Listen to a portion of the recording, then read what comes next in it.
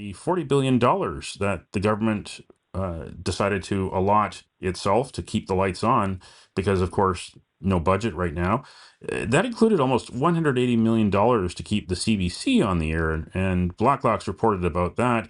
And why that's interesting, of course, is the media coverage of the campaign and the media coverage of the debate, which turned into quite a debacle. The media landscape has permanently altered. I've been doing this for a while, as have you. It is not the same. It is never going back. Some of us say good riddance. So the day of sitting down and having Harvey Kirk on the CTV National News tell you the story of the day, and you'd huddle around your one-channel universe, forget it. It's gone. It's never coming back. I think media have been very slow, especially heritage media and the television networks. And the subsidized newspapers have been very slow to understand that the world has changed and it will never, never return to what it once was. What happened at the debates, well, there was, speaking of alternative media, Rebel News Network, twice they had to go to federal court after they were blacklisted by the Leaders' Debates Commission under the guise of the Canadian Parliamentary Press Gallery. Twice they went to a federal judge, and twice they won. This was unstated this time. I think the Department of Justice must have told the Debates Commission, knock it off. Why are we spending six figures on legal fees and you guys keep losing? So they let the Rebel News Network in. They queued up at the microphone, asked questions after the French language debate. Well, it was pandemonium because they didn't ask the questions of which their associates in the Parliamentary Press Gallery approved. Well, isn't that too bad, Bob? I'm telling you, we live in a changing world. But the fake aristocracy, forgive my blunt language, the fake aristocracy here in Lumbertown, in Ottawa, in Eastern Ontario, would be the last to know what the deep trends are.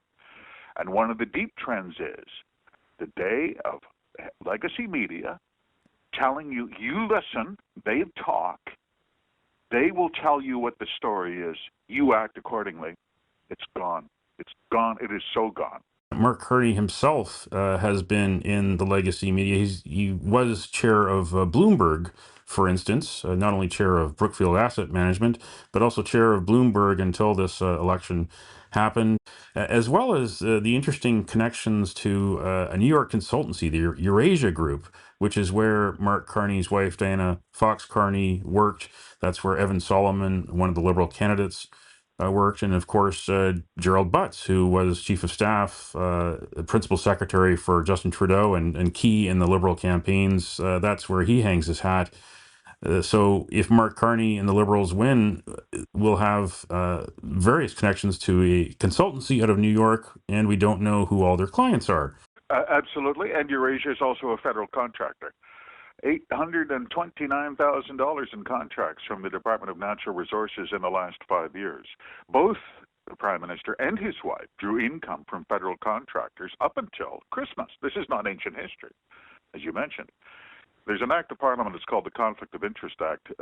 Carney, since he is not a member of Parliament and only now has become what is defined as a public office holder under the legal terminology of the bill, is now subject to disclosure, but has said he is going to put it all in a blind trust. And of course, now I can't tell you what I knew I owned last week because I just put it into a blind trust. What does that act say, by the way? This is how extraordinary this is. And this is not a hell-raising act, Bob.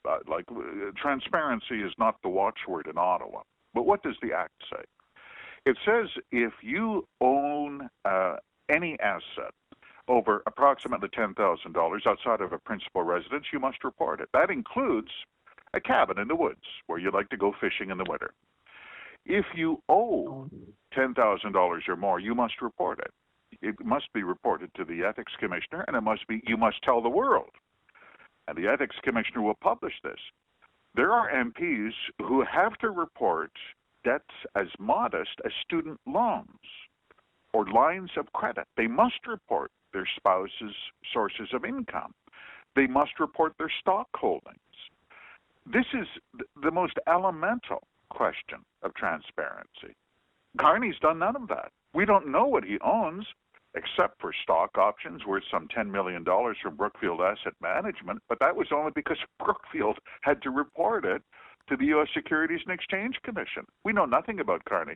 Carney is the wealthiest prime minister we've had since Paul Martin was CEO of Canada Steamship Lines in the day. It's very uncommon to have a multimillionaire elected prime minister, but he's one of them. And he has had, as we discussed, these relationships with federal contractors. It's getting a little close. It's pretty close, Bob.